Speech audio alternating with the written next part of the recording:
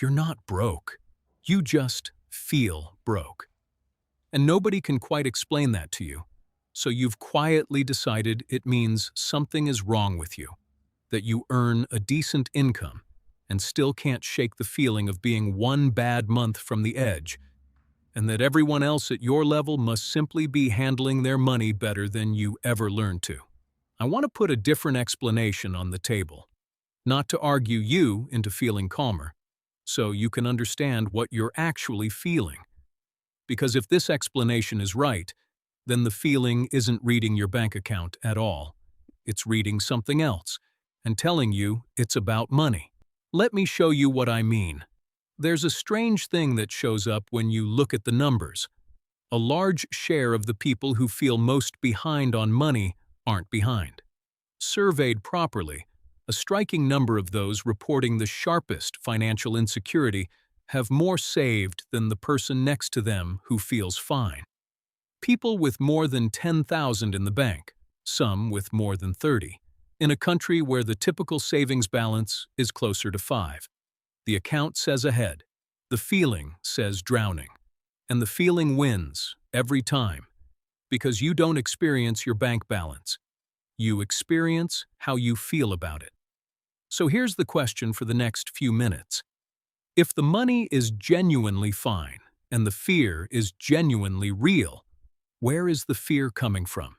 Because I don't understand how money works has stopped being an answer. The numbers say you're doing the parts that matter. Something else is generating the fear.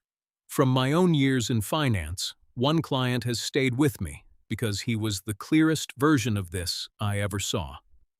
On paper, he was doing well, the kind of position most people are quietly working toward, with savings most would consider a safety net, and then some. And he could not feel a single dollar of it. He checked his accounts several times a day, not to manage anything, just to look, the way you'd keep touching a sore tooth. He turned down things he could easily afford, not from discipline, but from a low, permanent dread that the floor was about to go. He'd grown up with almost nothing, and some part of him had never been told the emergency was over. The numbers on his screen had climbed for 20 years. The reading in his chest hadn't moved since he was 9. That gap was the whole problem, sitting right there in the room. The saving works. What doesn't switch off is the alarm, and that pattern is well documented. The psychologist Brad Klontz has spent years on the money beliefs we absorb in childhood and carry for life, and he describes exactly this one. The people who are careful, watchful, good with money are often the ones with the higher incomes and healthier balances, and they can still end up so on guard that they never once let themselves feel secure. The balance goes up. The alarm doesn't come down. And a few years ago, a study put a name on the everyday version of it: money dysmorphia. It's a simple idea. Your mind can misread your finances the same way it can misread a body in a mirror. The numbers say one thing, and what you feel when you look at them says something completely different. The measure you're reading with has come loose from the thing it's measuring, and it almost always reads in one direction. Not lying to make you feel richer. The other way, you look at an account that's fine, and you feel the floor giving way. It isn't a medical diagnosis, it's a precise description, and precision is the whole game, because the vague version, I don't get money, is the thing that's been quietly costing you. There are 3 separate wires, all feeding the same false number. The first runs back a long way. This is Klontz's territory.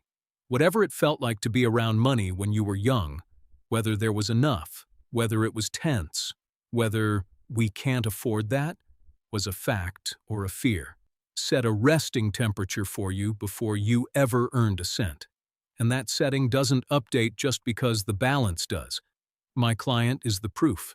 The person who grew up watching money run out learns that money is a thing that runs out, and keeps reading it that way at 40 with 6 months of expenses saved. The income changed. The instrument didn't. The second wire runs live all day, on the phone in your hand. You're not comparing your finances to your neighbor anymore. You're comparing them to a feed, an edited, upward, relentless stream of other people's best-lit moments. Holidays, homes, cars, and your internal measure takes all of it as data about where you're supposed to be. It can't tell the difference between a life and a highlight reel. It just registers behind, 100 times a day, and quietly moves the line you measure yourself against, using material that was never real to begin with.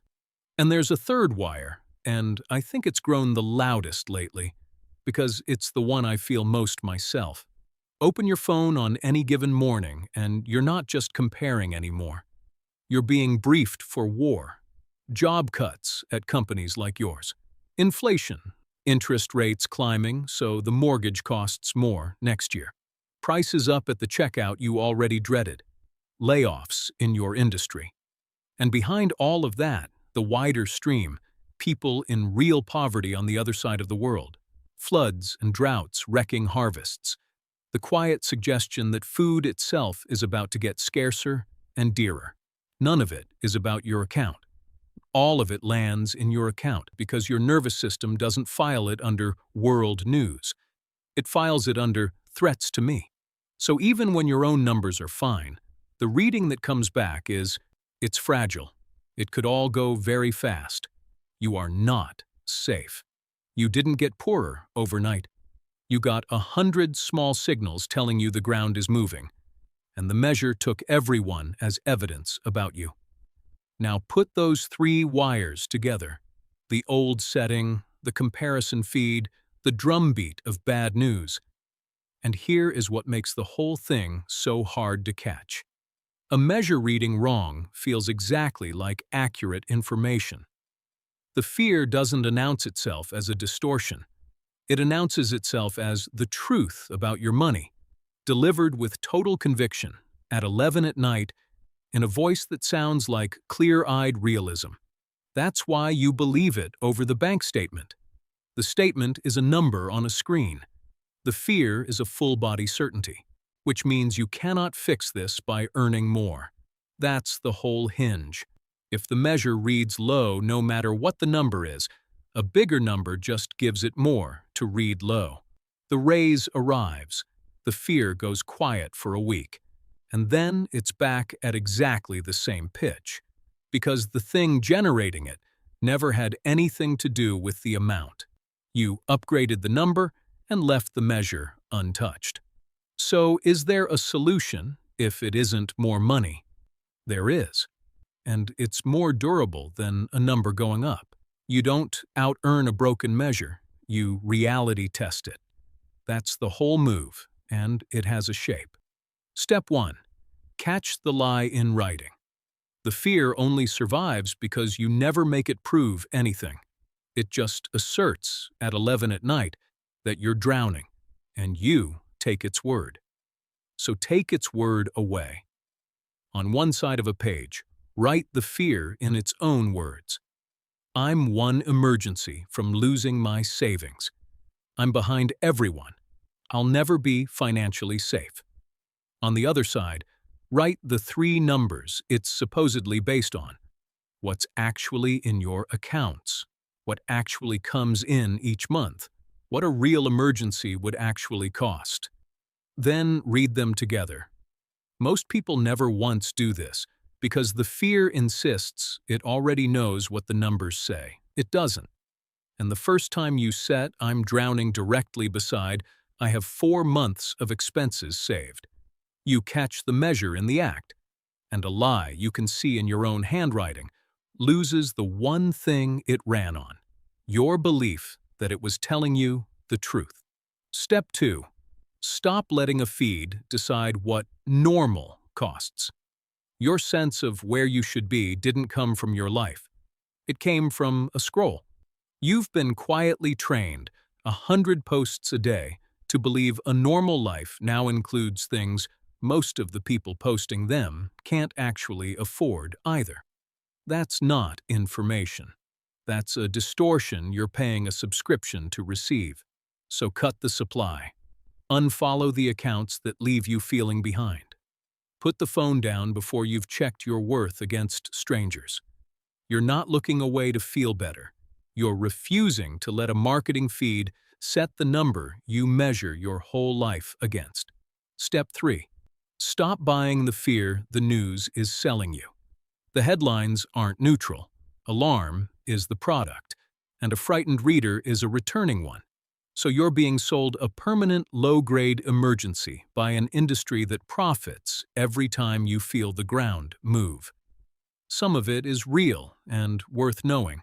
None of it is worth reading first thing, before you've had a single clear thought of your own. So take the wheel. Decide when you get informed, on a schedule you set, instead of being ambushed by 6 catastrophes before breakfast. Staying informed is a choice. Being briefed for war every morning is a habit you can drop. And the moment you drop it, the measure stops getting fed a threat it then charges to your account. Do those 3 and something starts happening underneath. Every time you catch the fear and the facts come back fine, you're not just calming one bad night. You're reteaching the instrument, showing it the true value over and over until the gap between what's there and what you feel about it finally starts to close. That's the repair. Not a richer you, a more accurate one. If you recognized yourself in any of this, then know the feeling is real, and so is the way out of it. That's what this channel is for. The real reasons money is hard, and what to actually do about it. New videos every week. Subscribe and work through them with me, because here's where this lands, and it's not where the fear wanted you to end up. The feeling of being broke on a good income was never a fact about your money.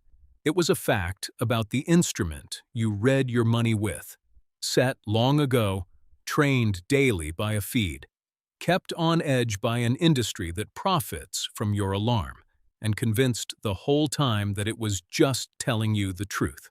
The money was, quite possibly, fine all along. What wasn't fine was the measure, and a measure, unlike a bank balance, is a thing you can actually fix. So you don't need more money to stop feeling broke. You need to stop trusting a mirror that was never showing you your money in the first place. Fix the measure, and the number you already have stops feeling like a threat and starts feeling like what it actually is. And for the first time in a long time, you get to feel financially safe, the way you have quietly earned the right to feel. You're not broke. It's time you let yourself feel it.